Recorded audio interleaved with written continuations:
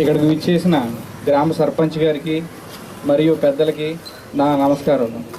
ఈ రోజున డాక్టర్ బాబు జగజ్జీవన్ రామ్ గారి 114వ జయంతి వేడుకల్లో మీ అందరితో పాలు పంచుకోవడం నాకు ఎంతో ఆనందకరంగా ఉంది.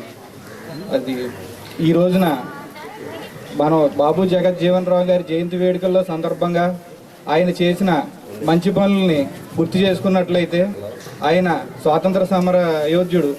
ఆయన స్వాతంత్ర్యంలో ముఖ్య పాత్ర పోషించడమే కాకుండా స్వాతంత్ర అనంతరం అనేక శాఖల్లో కేంద్ర ప్రభుత్వంలో అనేక సంవత్సరాలు 50 ఏళ్ల పాటు ఎంపీగా పనిచేశారు. 30 సంవత్సరాల పాటు కేంద్ర మంత్రిగా ఎన్నో శాఖల్లో పనిచేశారు.